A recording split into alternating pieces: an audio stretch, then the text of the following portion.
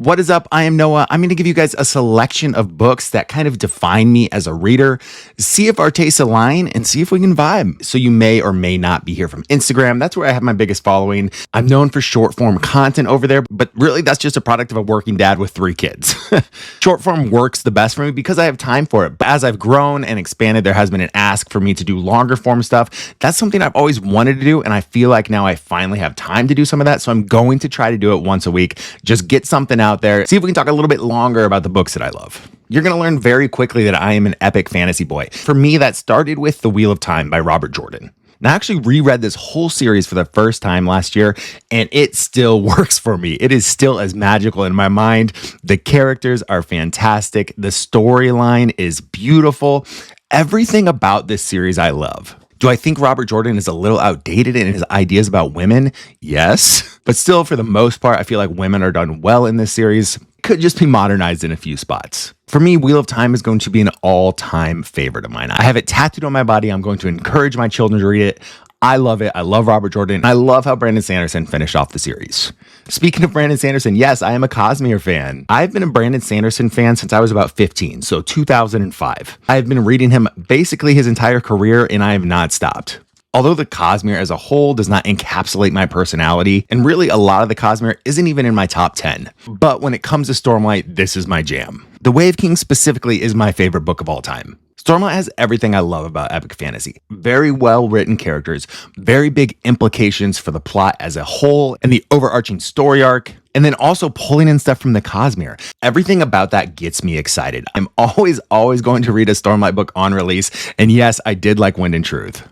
Aragon by Christopher Paolini. This is probably my favorite series from when I was a new reader. These started coming out when I was about 15 years old, so I was right in the demographic for these, and Christopher hit me right where he needed to. I reread this whole series a few years ago. I still think it holds up really well. The first book does feel like it's written by someone who's a little younger, but for me at the time, that wasn't an issue. Obviously, as I'm older and I read Aragon, I can see some stuff in there that doesn't really work for me now, but did when I was younger, and I think that's okay because this book is written for someone that was my age when they were reading them. I do feel as though the series gets stronger and stronger as it goes on, as Paolini's chops as an author grow.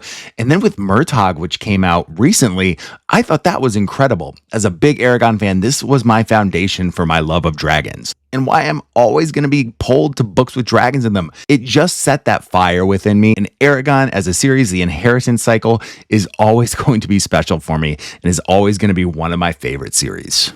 Next up, the Rhyuria Revelations by Michael J. Sullivan. Now, I do think the Rhyuria Revelations are my favorite of what Michael has written.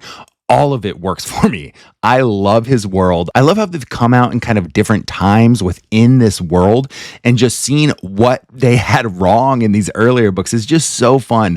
The world that Michael has built around Rhyuria is so magical to me, and I love it so much. But when it comes to the Rhyuria Revelations, Royce and Hadrian are just the best duo in fantasy. Those two are my favorite bromance ever. Any book that they are in together, I'm immediately going to be pulled into it. I love their banter. I love how they work together. They are such a great juxtaposition of characters working together, and it's just so fun for me, man. The world that Michael has built and all the implications from all the books across his universe are incredible. And it all starts with the Rhyuria Revelations. I think as a reader, this is where you should start, but this series will always be a top recommendation for me, especially adults trying to get into fantasy. I love pointing them here. Memory, Sorrow, and Thorn by Tad Williams. This is probably my favorite ultimate slow burn plot in epic fantasy. Tad does it so wonderfully. Yes, these books are huge and they take a long time to get through. And yeah, there are times you're going to be bored, but everything is essential. You just don't realize it until the end of the books. I really think Tad was our original Sanderlanche, and it works so well, specifically at the end of a series. The majority of my favorite secondary characters are in Memory, Sorrow, and Thorn. They're so great, man. When it comes to Benedict, when it comes to Duke Isgrimnor, when it comes to the race of the Scythi, it is just so great. This book is a challenge to get through, and it feels like a job at points, but the ending of these books, and the ending of the first series, which is the first arc in this world, is just so incredible. And one of the most memorable endings to a series ever for me. I'm a huge fan of Tad Williams, specifically Memory, Sorrow, and Thorn this series. Start with the Dragon Boat chair. Man, it is work, but it is worth it. Trust me. Next up is going to be The Realm of the Elderlings, Robin Hobb. I, by far, am a character-first guy. Plot to me is secondary. World building is secondary. To me, what matters the most in a story and what keeps me invested is the characters. And I think Robin Hobb is the best you're going to find in fantasy at writing characters. In no other books do I feel the joy, the happiness, the dread that I feel with these characters in Robin's books. Specifically, the Live Ship Traders, that is my favorite trilogy within The Realm of the Elderlings, and I will fight anybody on that. Robin Hobb is a master. Realm of the Elderlings is beautiful. I love everything Robin writes, and she's a local Pacific Northwesterner, so I love that too.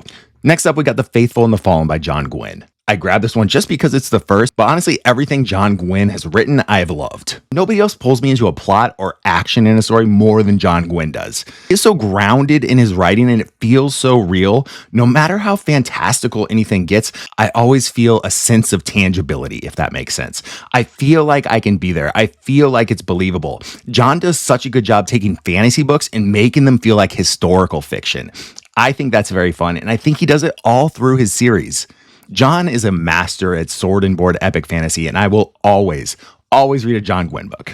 And let's end it with some Powder Mage by Brian McClellan. Now, I'm not a big vibe reader, but something about Brian's writing is a vibe. I love being in his worlds. They feel so unique. They feel so different from other fantasy that I love. And that's just something that's so memorable to me. Everything Brian has written has stuck in my mind. I've loved it. I always recommend it. And even though I prefer the second trilogy in the Powder Mage universe, I still love that first one so much. Now, if Brian could get moving with Glass Immortals, which is an awesome book and a very promising series, that could at some point outrank the Powder Mage universe for me. As of right now, I just have that one book to go on, so I'll keep hoping, and I'm very excited for what Brian has next, because I think Brian McClellan feels like Brandon Sanderson, just with a different tone, and I'm super into it. Well, I hope that gave everybody a good sense of who I am as a reader, what I love, see if our vibes are going to match. Again, you can find me on Instagram. I'm much more active there, but I am going to try to release something here at least once a week just to get something out there. So I appreciate you taking the time to watch if you've gotten this far, and please subscribe to this channel. Go follow me on Instagram.